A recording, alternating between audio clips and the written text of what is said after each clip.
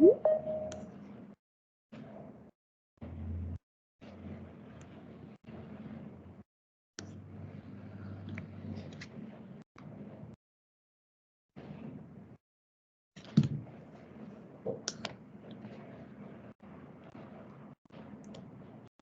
Maria Tereza. Boa noite, tudo bem? A gente ainda está tentando descobrir como funciona. Eu vou ver se eu consigo compartilhar a tela. Deixa eu ver.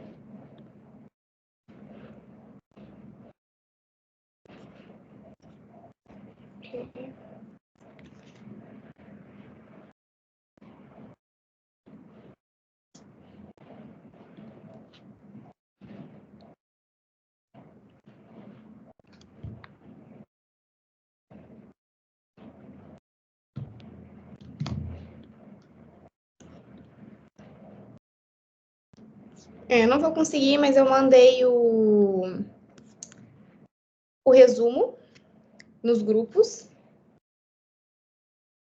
Então dá para ir acompanhando por ele. Como eu sei que a aula está gravando, eu vou me apresentar. Eu me chamo Camille, estou no 4º ano de Direito.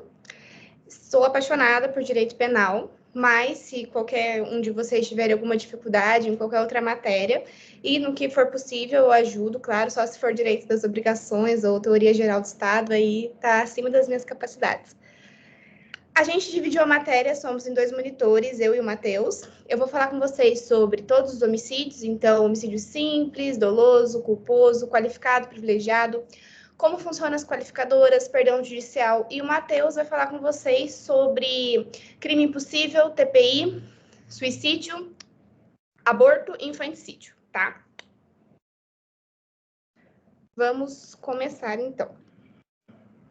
Eu conversei com a Luzia, ela me explicou todas as matérias que estavam sendo passadas para vocês. E a principal, homicídio. A gente já está careca de saber, artigo 121 do Código Penal, homicídio, matar alguém, certo? E eu fiz de uma forma que eu achei mais didática, em separar o homicídio simples em 2 partes, o homicídio culposo e o homicídio doloso. Então, primeiro, vamos falar do homicídio culposo, que é quando a gente não tem a intenção do resultado morte em si ou não o assume, mas o resultado vem em decorrência de uma imprudência, de uma negligência ou de uma imperícia. E vamos tentar entender a diferença entre esses 3 tópicos. Imperícia é uma falta de qualificação técnica para exercer aquela conduta. Então, vamos imaginar que a gente tem um enfermeiro que aplica a dosagem errada em um paciente. Ele precisava ter aquela habilidade técnica e ele deixou de tê-la. Ele agiu com imperícia. Agora, vamos pensar numa negligência. É quando a pessoa deixa de tomar uma atitude ou então ela realiza uma conduta que não é a conduta a ser esperada por ela. Vamos imaginar que você é uma babá e você está tomando conta de uma criança de 3 anos e você deixa ela brincar com fogo. Isso é uma conduta negligente. E, por último, a conduta de imprudência. A conduta de imprudência é quando a gente tem uma conduta sem cautela e que ela é precipitada. Então, vamos imaginar que eu estou dirigindo um carro com vários amigos meus juntos e eu estou a 150 por hora. É uma conduta totalmente imprudente. Muito bem, quando a gente fala de homicídio culposo, nós temos a culpa consciente e nós temos a culpa inconsciente. A culpa consciente é quando o resultado é previsível, mas o agente espera que o resultado não ocorra. E nós temos a culpa inconsciente, quando o resultado é previsível e o agente não prevê o resultado. Então, vamos imaginar o seguinte. O homicídio na direção de veículo automotor é um homicídio que sempre fica em cima, não em cima do muro, mas algumas pessoas entendem de alguma forma, outras pessoas entendem de outro. Vamos começar pelo homicídio culposo inconsciente. Por exemplo, caiu, inclusive, em uma questão da OAB, nesse último exame, um caso em que um cara deu um tapa na cara do outro. Essa pessoa caiu, bateu a cabeça num poste e foi eletrocutado. Nesse caso, era lesão corporal, mas vamos encaixar no nosso quadro como homicídio culposo inconsciente. Quando ele desferiu o tapa na pessoa, o objetivo dele Ele preveu, era previsível que essa pessoa iria cair, bater a cabeça num poste, ser eletrocutado? Não, não era previsível. Muito bem. O homicídio culposo, consciente, o resultado é previsível, mas o agente espera que não ocorra. No caso do carro, por exemplo, eu tomei uma latinha de cerveja, vamos imaginar isso, e eu saí para dirigir. Eu previ que eu poderia matar alguém na direção do veículo automotor? Não, não previ. Conclusão, pena de detenção de 1 a 3 anos, ok? Vamos falar agora sobre o homicídio doloso. O homicídio doloso, nós temos dois tipos de dolo, o direto ou o eventual. O homicídio doloso, direto, é quando o agente escolhe produzir o resultado morte. Então, vamos imaginar que eu pego uma arma e atiro diretamente na cabeça de uma pessoa. Eu tenho o objetivo de produzir o resultado morte. Ou então, eu posso ter o dolo eventual, que é quando o agente assume o risco do resultado morte. Vamos voltar naquele exemplo que eu dei no começo e vamos pensar o seguinte. Eu tomei 2 garrafas de uísque e eu saí para dirigir. Eu não assumi o risco de matar alguém, eu estava completamente bêbada, estava fora de si e peguei o carro para dirigir. Eu assumi esse risco. Nesse caso, nos homicídios dolosos, a pena é de reclusão de 6 a 20 anos. Opa, entrou mais alguém.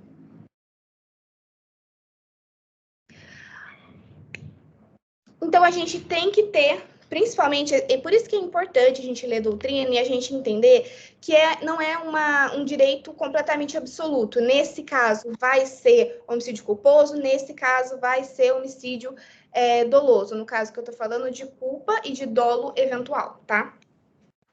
A gente precisa ter essa subjetividade de entender o grau e de ser razoável na questão para equiparar esses homicídios. Tá. Vamos para o próximo tópico, que é o homicídio privilegiado. O homicídio privilegiado é uma causa de diminuição de pena, e essa diminuição de pena fica a critério do juiz. Ele pode diminuir de 1/6 a 1/3. Ocorre em 3 casos. O primeiro, motivo de relevante valor social. Vamos imaginar que em um vilarejo tenha um homem que estupra várias mulheres, e um dos maridos mata esse cara, visando a proteção dessa sociedade. Entende como isso é um motivo de relevante valor social para aquele vilarejo? Motivo de relevante valor moral é o outro. A outra possibilidade. Vamos imaginar que um pai mata o estuprador da própria filha. Relevante valor moral. E por fim, quando o agente, sob violenta emoção, comete o crime, logo após injusta provocação da vítima. Vamos imaginar que um homem está num bar, e daí ele apanha muito de outro cara, apanha, quebra o nariz dele, quebra a perna, quebra tudo. E aí esse cara levanta e mata o outro. Violenta emoção, ele estava tomado por uma violenta emoção após injusta provocação da vítima, porque a vítima bateu nele. Só que o que a gente tem que prestar bastante atenção nesse tópico o fato de ter que ser logo após provocação da vítima, não tem especificado o que é isso. Mas a gente consegue entender, por exemplo, ele bateu em mim há 2 anos, e daí hoje eu decidi agir, eu fui lá, matei ele, e é um homicídio privilegiado. Não, não é assim que funciona, porque a gente entende como, após justa provocação da vítima, que tem uma certa distância mínima, entendeu? Homicídio qualificado. Esse, com certeza, vai ser o que a gente vai passar mais um tempinho nele comentando, porque é o mais extenso. Vou falar com vocês sobre as qualificadoras. O homicídio é qualificado quando ele é cometido mediante paga ou promessa de recompensa, ou por outro motivo torpe, ou por motivo fútil. Vamos explicar cada um desses tópicos. Mediante paga ou promessa de recompensa, é o famoso assassino de aluguel. Eu pago determinada pessoa para que ela cometa o crime por mim.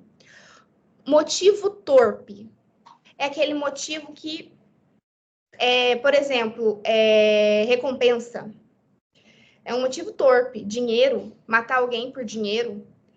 Por motivo fútil, é quando, por exemplo, vamos supor uma briga de trânsito em que o cara buzinou para mim, ele buzinou para mim e eu decidi matá-lo. É um motivo muito fútil para ter um resultado como a morte. Próxima qualificadora. Homicídios cometidos com emprego de veneno, fogo, explosivo, asfixia, tortura ou outro meio cruel ou incendioso. Essa é bem tranquila, né? Terceira qualificadora, traição, emboscada ou mediante dissimulação ou outro recurso que dificulte ou torne impossível a defesa do ofendido. Esse aqui a gente vê muito em série americana, principalmente aqueles serial killers, em que, por exemplo, eles furam o pneu do carro e pedem ajuda para alguém. E daí acabam assassinando essa pessoa. Veja só, é uma emboscada, aquela pessoa não estava preparada para aquela situação. Foi algo que impossibilitou a defesa da vítima. Traição, por exemplo, vamos supor, eu tô com a minha melhor amiga aqui conversando, dando risada, e de repente eu mato ela. É uma traição ou dissimulação. Eu simulo alguma situação e acabo assassinando a pessoa sem que ela percebesse o perigo em que ela se encontrava. Vamos para outra qualificadora. Para assegurar a execução, a ocultação ou a impunidade ou vantagem de outro crime. Nesse crime, o que a gente encontra como melhor explicação, exemplo, é o seguinte. Vamos imaginar que um traficante vai ser condenado e a peça-chave para essa condenação é uma testemunha. E aí ele vai e ele mata essa testemunha para quê? Para ficar impune, para ocultar o crime dele. Nesse caso, esse homicídio é qualificado. Ele cometeu esse crime, ele cometeu esse homicídio para se livrar de outro crime, com emprego de arma de fogo de uso restrito ou de uso proibido. Essa daqui é nova e vocês vão ter essa matéria mais para frente do que são armas de uso proibido e do que são armas de uso restrito, tá bom? Agora vamos falar sobre o feminicídio, que também é uma qualificadora. Aqueles homicídios feitos contra a mulher por razões da condição. O que seria essa condição de ser mulher? No âmbito de violência doméstica, então vamos supor que o marido mate a esposa, o filho mate a mãe, o pai mate a filha. Nesses casos em que você consegue vislumbrar a violência doméstica, a gente configura a qualificadora do feminicídio. Ou então nos casos em que há menosprezo à discriminação da condição da mulher. O que seria isso? Por ser mulher. É aquele caso em que tô dirigindo, eu olho para uma mulher e falo, tinha que ser mulher dirigindo, e eu vou lá e mato ela porque ela é mulher. A condição de ser mulher causou a morte dela. O menosprezo ao sexo feminino. Essa é a qualificadora do feminicídio. Próximo, qualificadora, eu falo que é qualificadora do policial. Foi assim que eu gravei quando eu fui fazer a prova, mas não é assim que é chamada, tá? Mas é a qualificadora daquele homicídio contra autoridade ou agente integrante do sistema prisional, de Força Nacional de Segurança Pública, do Exército ou outra função em decorrência deste meio policial. Aqueles homicídios praticados contra essas pessoas ou contra seu cônjuge, companheiro ou parente consanguíneo até terceiro grau em razão dessa condição. É muito importante a gente parar para analisar essa qualificadora. Quando eu mato um policial, eu tenho essa qualificadora? Sempre? Não, depende. Vamos voltar para a briga do trânsito. Eu tô lá dirigindo, deu uma briga de trânsito, eu saí do carro e matei o cara, e o cara era policial. Eu vou ter essa qualificadora? Não, eu não sabia que ele era policial. Eu não matei ele pela condição dele exercer esse tipo de função. Eu matei ele porque eu me irritei com ele e tive uma briga de trânsito. Nesse caso, não tem a qualificadora. Agora, eu tô numa perseguição e eu fui lá, atirei no policial porque ele era policial, eu tinha vontade de matá-lo. E, gente, desculpa que o carregador do computador tá acabando a bateria. Vou colocar aqui para carregar. Só um minutinho.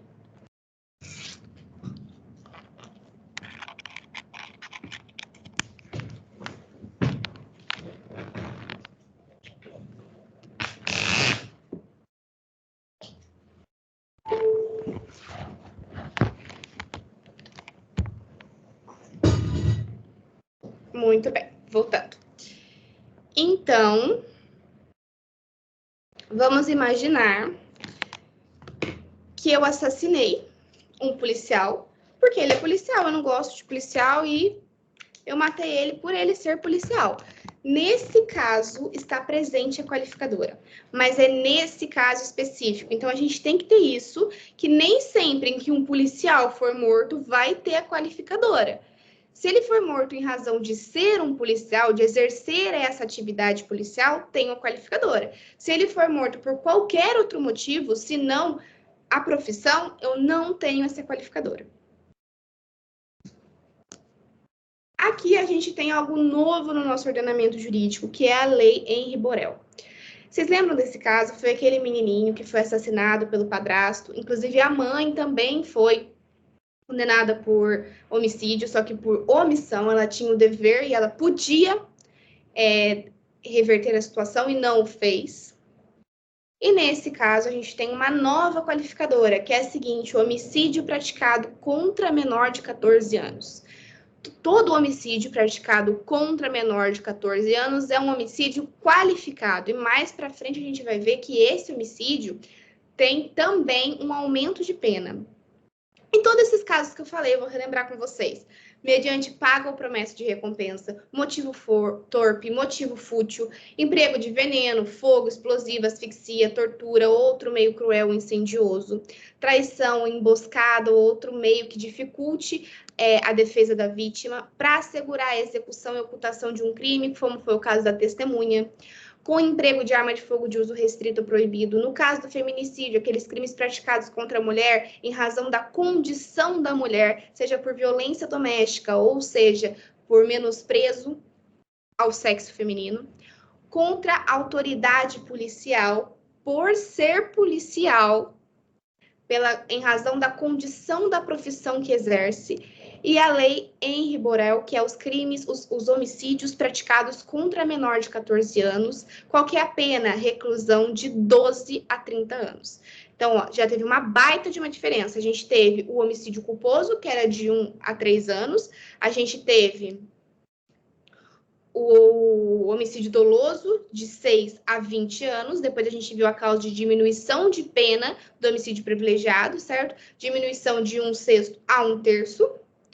A gente agora viu todas as qualificadoras e também a pena de reclusão de 12 a 30 anos. E agora a gente vai ver os aumentos de pena. Nos casos de homicídio culposo ou homicídio contra menores de 14 anos e idosos, a pena é aumentada em 1/3.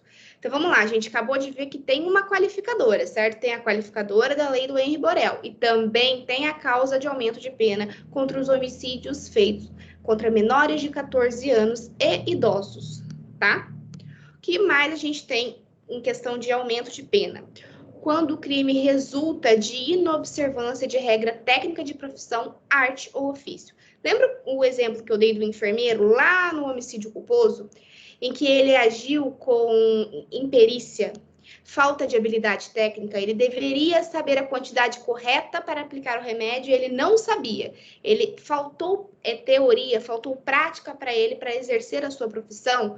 Então, nesse caso, a gente também teria um aumento de pena, porque inobservância da regra técnica da profissão. Ele deveria saber sobre aquele assunto e não sabia. Ainda na causa de aumento de pena de 1/3. Se o agente deixa de prestar socorro à vítima, não procura diminuir as consequências do seu ato ou foge para evitar prisão em flagrante. Esse daqui a gente já viu com bastante frequência, né, na nossa sociedade, quando, por exemplo, vamos supor, uma pessoa alcoolizada dirige, bate o carro e foge, não presta socorro, não tenta diminuir as consequências do seu ato, ou seja, não liga para a emergência, não tenta salvar aquela vítima. Nesse caso, a gente também tem um aumento de pena de 1/3.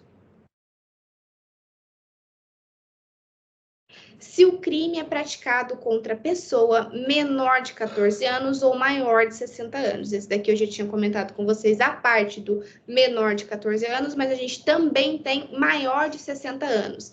Então, se o homicídio for praticado contra idoso maior de 60 anos ou menor de 14 anos, a gente tem um aumento de pena de 1/3. Agora, vamos para o último aumento de pena, que é um pouquinho diferente. A pena é aumentada de 1/3 até a metade se o crime for praticado por milícia privada, sob o pretexto de prestação de serviço de segurança ou por grupo de extermínio. Então, em caso de milícia privada, prestação de serviço de segurança ou grupo de extermínio, não é somente aumentado em 1/3, é de 1/3 até a metade. Então, a gente tem os casos que são aumentados em 1/3, que é a inobservância da regra técnica da profissão, aquela pessoa que deixa de prestar socorro, que não tenta diminuir as consequências dos seus atos, os crimes praticados contra os menores de 14 anos e os maiores de 60 anos. Só que em caso de milícia privada ou de grupo de extermínio, a pena não é aumentada em 1/3, a pena é aumentada de 1/3 até a metade. Agora a gente entra nas causas de aumento de pena do feminicídio. O feminicídio pode ser aumentado de 1/3 até a metade se o crime for praticado durante a gestação ou nos 3 meses posteriores ao parto. Então, se eu mato, vamos supor um caso de um marido que mata a mulher, ou seja, já configura violência doméstica, condição da mulher já configura aí feminicídio. Ele matou a esposa grávida. Ele vai responder pela pena de reclusão de 12 a 30 anos, majorada de 1/3 até a metade, porque a esposa estava grávida na época do homicídio, ok? Ou então, uns 3 meses posteriores ao parto. Essa parte a gente justifica porque nesse período de 3 meses depois do parto, a mulher ainda está amamentando, né? Contra a pessoa maior de 60 anos, com deficiência ou com doenças degenerativas que acarretem condição limitante ou de vulnerabilidade física ou mental. Esse daqui eu entendo também que são as pessoas que não têm muita defesa, né? Pessoas com deficiência, idosos, nesse caso, idosas, né? Porque a gente está falando de feminicídio. Nesse caso, também vai ser aumentada de 1/3 até metade os homicídios praticados contra as idosas maiores de 60 anos ou as mulheres com algum tipo de deficiência ou doença degenerativa que tenham sua condição de defesa limitada e tenham uma maior vulnerabilidade, tanto física quanto mental. Na presença física de descendente ou ascendente da vítima. Esse daqui pode ser tanto na presença física quanto na presença virtual. Como que a gente entende esse parágrafo? Olha só, vamos imaginar que eu mato uma mulher pela condição de ser mulher e eu gravo isso ao vivo para que os filhos dela assistam à execução. Nesse caso, eu matei uma mulher em condição de ser mulher. Feminicídio majorado de 1/3 até metade. Por quê? Porque os descendentes dela assistiram a essa execução. Pode ser descendente ou ascendente, pode ser de forma física ou pode ser de forma presencial. Em descumprimento das medidas protetivas de urgência. Esse dispositivo, ele veio para regular algo que a gente presenciava muito anteriormente, né? Quando a gente falava de descumprimento das medidas protetivas, antigamente, isso ficava meio no ar, meio abstrato, né? Qual era a consequência? A medida protetiva, ela servia de fato, né, para proteger a mulher, ou era alguma coisa mais subjetiva, alguma coisa mais no papel, alguma coisa mais teórica? Então, vamos imaginar que um ex-marido batia na mulher, ela conseguiu uma medida protetiva e ele foi até a casa dela, matou ela, descumpriu a medida protetiva. Nesse caso, ele vai responder por feminicídio majorado por conta do descumprimento da medida protetiva, que é uma ação pública incondicionada.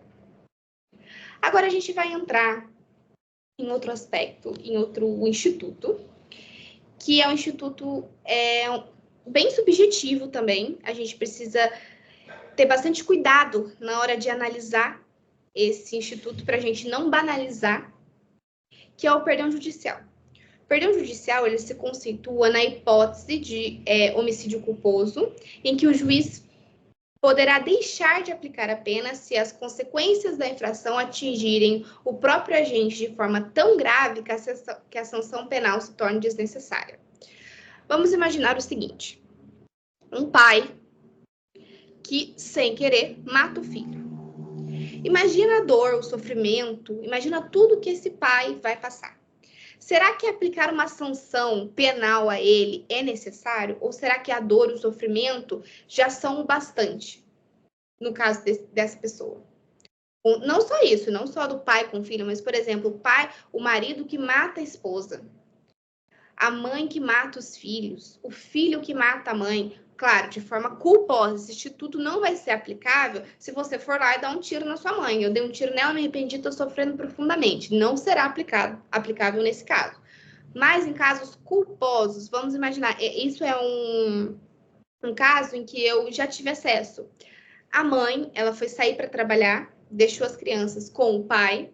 O pai estava arrumando a casa, não viu que as crianças saíram atrás da mãe. Na hora que a mãe deu ré com o carro, ela passou por cima de uma das crianças e a criança veio a falecer. Imagina o sofrimento dessa mãe, imagina toda a dor que essa mãe está sentindo. Será que uma prisão, será que colocar essa mulher numa penitenciária não seria uma punição a mais do que ela já está passando? Imagina o sofrimento dela. Seria necessário essa conduta? Seria necessário essa sanção penal a ela? Esse instituto também é aplicável à lesão corporal. Por quê? Vamos imaginar... Deixa eu pensar no exemplo. Vamos imaginar que a mãe não tenha matado o filho. Ela tenha atropelado a criança e a criança perdeu a perna. Ela atropelou a criança não morreu, mas a criança perdeu a perna. Essa mãe vai responder por lesão corporal? Gente, imagina o sofrimento dessa mãe a partir do momento em que a criança se acidentou. É óbvio que não tem a necessidade de uma sanção penal a ela. Só que o que a gente precisa tomar cuidado, no caso de perdão judicial, é quando a gente observa que não pode ser um instituto banalizado, ou seja, não é um direito absoluto. Por exemplo, eu matei o meu amigo. Ele era meu amigo, meu colega, eu estudei com ele na faculdade, e aí eu, sem querer, matei ele. Foi sem querer. Vamos imaginar um carro, passei por cima dele, não prestei atenção, passei por cima dele, eu me sinto culposo. Bom, ele era seu colega. Tá vendo? Não tem a mesma importância de uma mãe que mata um filho. Então, não é um direito absoluto. Esse cara matou uma pessoa que ele gostava, uma pessoa que ele tinha relação sentimental. Então, nesse caso, ele está isento de sanção. Não é um direito absoluto, é um direito relativo. Tanto que na letra da lei, o juiz poderá deixar de aplicar a pena. O juiz pode aplicar a pena, como pode deixá-la de aplicar. A escolha é do juiz, ou seja, o direito é relativo e não absoluto. Eu também já presenciei acontecimentos em que o homem matou a amante e a tese da advogada de defesa foi perdão judicial. As consequências atingiram o agente tão gravemente que a sanção penal é desnecessária. Ele perdeu o grande amor da vida dele, porque ele amava mais a amante do que a esposa. E essa tese não colou, obviamente. Por quê? Porque o fundamento do juiz foi: não é possível a banalização desse instituto, tendo em vista que é um direito relativo. Em casos de que o marido mata a esposa, até a gente consegue enxergar a existência desse perdão judicial. Agora, o homem que mata a amante é a mesma coisa do exemplo que eu dei. Você mata um amigo de infância, vocês cresceram juntos, vocês têm 40 anos, ele fez parte da maior, fez muita parte da sua vida. A gente consegue enxergar aí um perdão judicial? Talvez, por mais que é um direito relativo, então por mais que eu enxergue ou que você enxergue, só vai ver na prática se o juiz enxergar. Mas eu acho possível nesse caso. Você matou o seu melhor amigo, amigo de infância, vocês cresceram juntos. Agora, no caso em que eu falei para vocês, da questão do...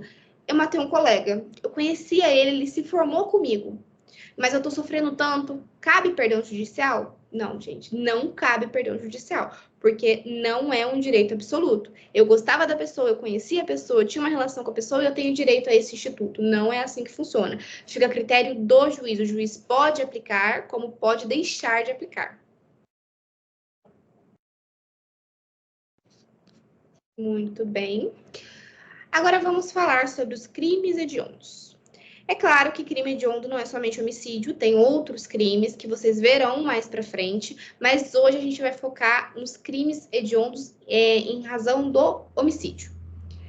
O que são crimes hediondos? Primeiro vamos fazer essa explicação e depois a gente foca na parte do homicídio. Crimes em que o legislador considera ser muito graves, serem graves demais, e pela sua própria natureza ou pela forma como são cometidos, eles têm essa penalidade a mais, vamos imaginar assim. Pela sua própria natureza, o que seria isso? Gente, você matar uma pessoa com explosivo é grave, né? É uma coisa que choca, por exemplo, a população, a sociedade. Você matar uma pessoa torturando-a, você matar uma pessoa de forma cruel, você matar uma pessoa asfixiada, entendeu? Você deixou aquela pessoa sem ar. Ou então, por exemplo, causar perigo comum. No caso do explosivo, por exemplo, você queria matar uma pessoa, você colocou 30 pessoas em riscos.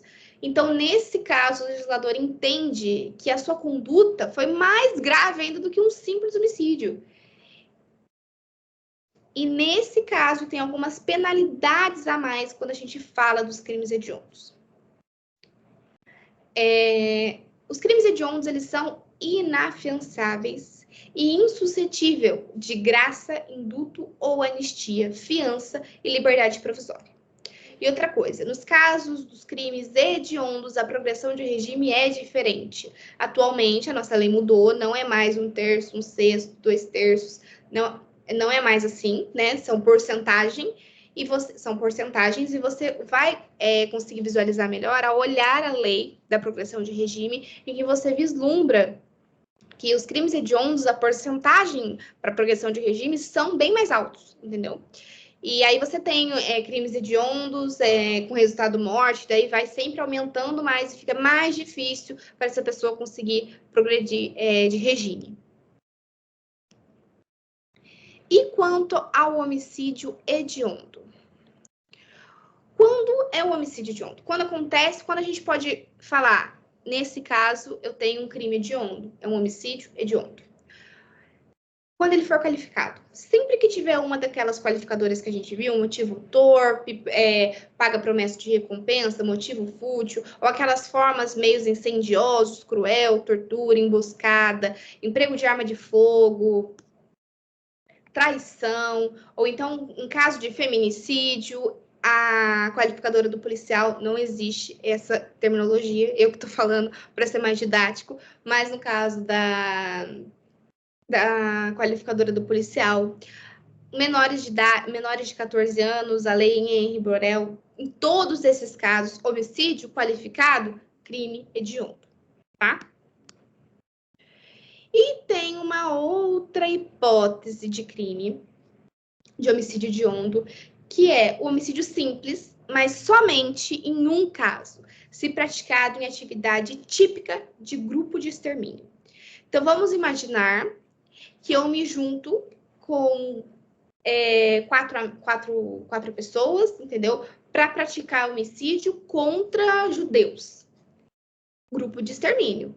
Eu posso não ter usado nenhuma das qualificadoras. Eu posso não ter usado nenhum meio cruel, nenhum meio incendioso, não foi emboscada, não matei em condição da mulher, não matei policial, não matei menor de 14 anos, mas eu pratiquei uma atividade típica de grupo de extermínio. Eu matei aquelas pessoas em decorrência delas serem judias. Então, nesse caso, o homicídio é hediondo. Ok?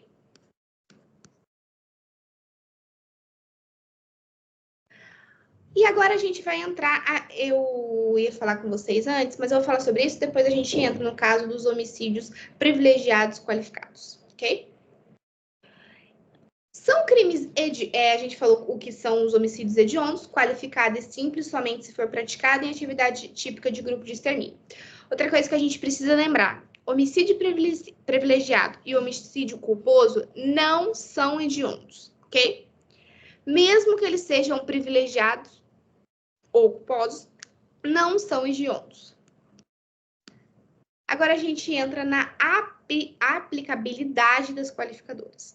É possível uma pessoa cometer um crime com mais de uma qualificadora? Sim, é possível. A pessoa pode, por exemplo, fazer uma emboscada e matar a vítima com emprego de veneno. Ou ela pode, pior, ela pode contratar alguém para matar a pessoa em uma emboscada com emprego de veneno. Ela pode matar uma criança com 12 anos de idade, por exemplo, com asfixia. E aí a gente tem duas qualificadoras, a qualificadora da lei do Henri Borel e a qualificadora do emprego, da forma da morte, né, asfixia. Então, é possível a junção dessas qualificadoras. E como que funciona quando a gente observa duas ou mais qualificadoras? Uma qualificadora, ela vai servir para qualificar o crime. E as demais serão utilizadas na primeira fase como dosimetria de pena. Vocês vão enxergar ela como circunstâncias judiciais, ou então, na segunda fase, como agravante, ok? Então, uma qualifica e as outras, primeira fase da dosimetria de pena, são circunstâncias judiciais. Na segunda fase, são agravantes, ok? Homicídio qualificado privilegiado, isso é possível? Vamos lembrar aqui do homicídio privilegiado, aquele cometido em relevante valor social, relevante valor moral, ou o agente age sob violenta emoção logo após injusta provocação da vítima. É possível que algum desses homicídios sejam qualificados privilegiados ao mesmo tempo? Sim, gente, é possível. Vamos colocar isso na prática? Vamos imaginar que um pai descobre que sua filha foi estuprada pelo homem X, e aí ele mata esse homem X com emprego de veneno. Olha só, a gente tem um homicídio privilegiado, porque relevante valor social, o pai matou o estuprador da filha, e a gente tem a qualificadora do emprego de veneno. Nesse caso, a gente tem um homicídio qualificado privilegiado.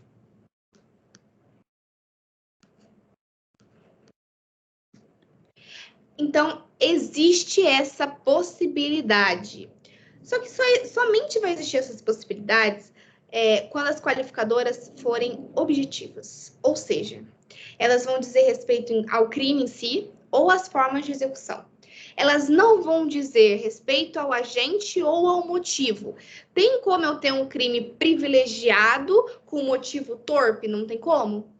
Porque se eu tenho uma relevância, um relevante valor moral, um relevante valor social, ou então eu estou me defendendo, a pessoa me bateu e eu reagi, não é um motivo torpe ou um motivo fútil. Então, quando se tratar do motivo, eu não consigo fazer essa junção do homicídio qualificado com o homicídio privilegiado, somente nas qualificadoras objetivas. Por exemplo, meio e modo de execução e a condição da vítima. Olha só. Eu posso ter um homicídio privilegiado, um homicídio qualificado privilegiado, se o homicídio for praticado com emprego de arma com emprego de veneno, fogo, explosivo, asfixia, tortura ou outro meio cruel, incendioso, que possa resultar perigo comum. Posso. Nesse caso, posso ter um homicídio qualificado privilegiado. Eu não posso ter um homicídio qualificado privilegiado mediante paga ou promessa de recompensa, motivo torpe, motivo fútil. Não posso ter. Traição, emboscada, mediante dissimulação ou outro recurso que dificulte ou impossibilite a defesa do ofendido, é possível? É possível. Vamos imaginar que esse pai tenha feito uma emboscada para pegar o estuprador da filha. Nesse caso, eu tenho um relevante valor moral junto à dificuldade que esse pai trouxe em impossibilitar a defesa da vítima, no caso do estuprador. Então, é possível. Para assegurar a execução, a ocultação, a impunidade ou vantagem de outro crime. É possível nesse caso? Não, gente, não é possível, porque olha só, como que isso se encaixa em um dos privilegiados? Relevante valor moral não pode ser você matar uma pessoa para se proteger. Relevante valor social também não. Injusta provocação da vítima, nesse caso a gente não consegue enxergar essa situação. Outro, com emprego de arma de fogo de uso restrito ou proibido. Sim, meios de execução. O pai matou o estuprador da filha com emprego de arma de fogo de uso restrito. Nesse caso, é possível um homicídio qualificado privilegiado, ok? Feminicídio. Ai, gente, travou aqui. Só um minuto. Feminicídio, é possível um feminicídio qualificado, privilegiado? Não, gente, não é possível. Por quê? Olha o motivo. Matou em condição de ser mulher. Isso é de relevante valor moral? Relevante valor social? Matar uma pessoa porque matar uma mulher pela condição de ser mulher? Atuação do agente sob a violenta emoção logo após injusta provocação da vítima? Não, a gente não consegue configurar isso. No do policial, a mesma coisa, entendeu? Não há um relevante valor social em matar um policial, nem social, nem moral. Lei do Henri Borel, também não, né, gente? Muito menos. Não há nenhum motivo relevante em matar menor de 14 anos. No geral, isso foi a nossa revisão de hoje. O Matheus vai falar com vocês sobre os outros crimes atentatórios contra a vida, tá bom? Então, a gente vai ver mais sobre isso.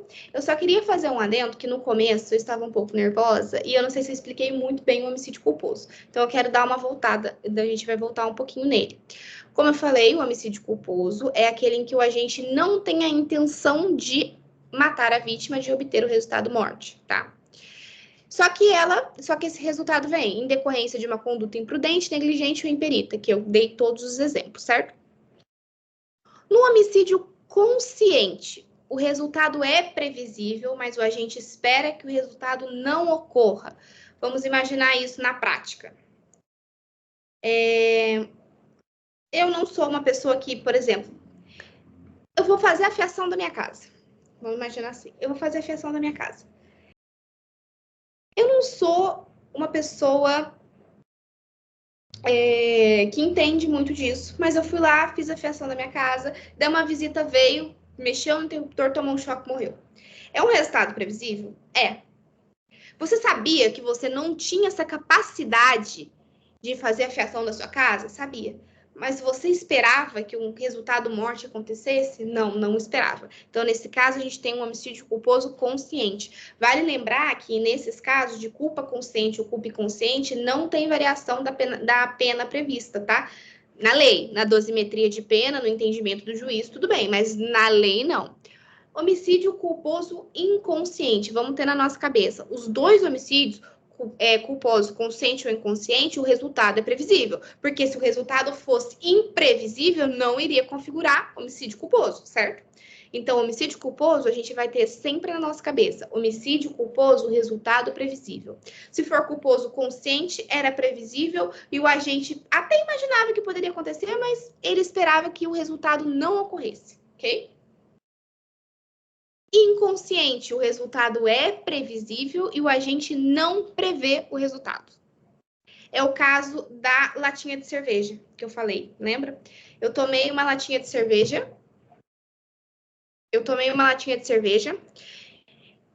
Você dirigir com álcool no sangue, é previsível que você possa estar além das suas capacidades motoras e acabe matando alguém? É previsível. Você acha que essa pessoa que tomou uma latinha de cerveja, ela previu que isso iria acontecer? Não, ela não previu. E aí a gente tem que ter na consciência também que o homicídio culposo consciente se difere do homicídio doloso eventual, que é aquele em que o agente assume o resultado, entendeu? Por exemplo, eu vou fazer essa conduta. Se eu matar, ok. Se eu não matar, ok também. Ele assumiu o resultado. É diferente do homicídio consciente, em que o agente espera que realmente aquele resultado não ocorra. Gente, essa foi a revisão de hoje. Essa foi a minha primeira vez como monitora, então se tiver alguma coisa que eu possa arrumar, uma forma mais didática de explicar para vocês, por favor, me mandem mensagem. Críticas são sempre bem-vindas. No começo eu estava um pouquinho mais nervosa, mas conforme foi passando o tempo, ao longo das aulas eu fui ficando mais calma e foi fluindo mais a aula. Eu espero que vocês tenham gostado. Qualquer dúvida que vocês tenham, eu sei que a prova de vocês está chegando, então qualquer dúvida que vocês tenham, pode entrar em contato comigo. Eu mandei mensagem no grupo, então meu WhatsApp está lá, é só me mandar mensagem. E no que eu puder ajudar vocês em outras matérias também, se eu souber, no que tiver dentro das minhas capacidades, é só entrar em contato, que eu também vou fazer o possível para ajudar vocês. E é isso, se tiverem alguma crítica, podem me falar, tá? E daqui para frente vai ficar mais fácil para mim e para vocês. Então, eu vou conseguir dar a monitoria com mais facilidade e vocês vão conseguir compreender bem melhor. Então, é isso, gente. Muito obrigada por ter acompanhado até aqui. E qualquer dúvida, estamos à disposição. Uma boa noite para vocês.